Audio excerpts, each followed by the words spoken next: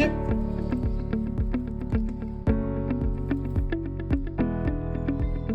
Chip.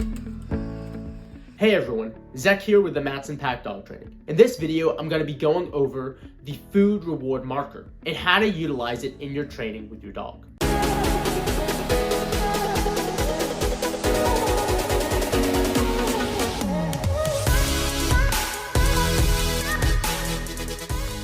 Creating a strong food reward marker is a foundational piece of the puzzle when training your dog obedience commands.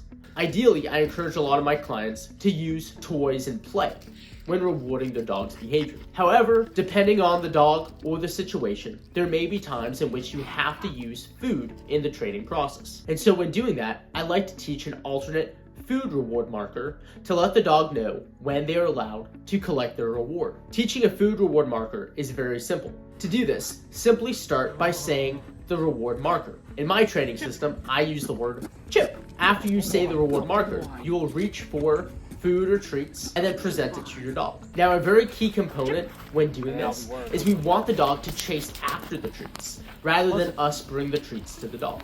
This is going to increase the dog's motivation and desire as we're creating certain elements of frustration and adding a challenge for the dog as they have to chase after in order to get that food. Once you say the reward marker and you're going into the reward phase, that is having the dog chasing after the food, you can keep the dog in this reward phase as long as you want. If the dog eats one piece of food, you can simply reach for another one and continue the chase. Oftentimes, I will say the reward marker once in the training and then do 30 or 45 seconds of chasing after food. This is going to raise the dog's motivation levels in training. Not only that, but the dog is going to quickly learn that when you say that reward marker, they're going to have a very fun experience, rather than just getting one single treat for the obedience command. When using your reward marker, you want to repeat this process until the dog responds enthusiastically to the reward marker.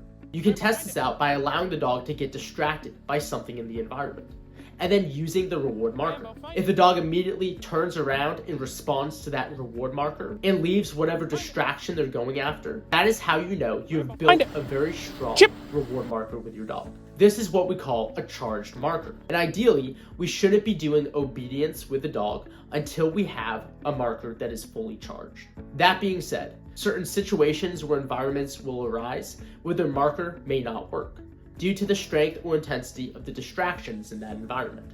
If you find yourself in a situation where your previously charged marker is not effective, as it normally is, simply take the time in that new environment to try to rebuild that marker with your dog. Remember, building your dog's motivation and desire to work with you always comes first before trying to teach or enforce obedience commands. So be sure to remember that when going to a new environment. I hope you find this video helpful in your training endeavors with your dog. And remember, keep on training.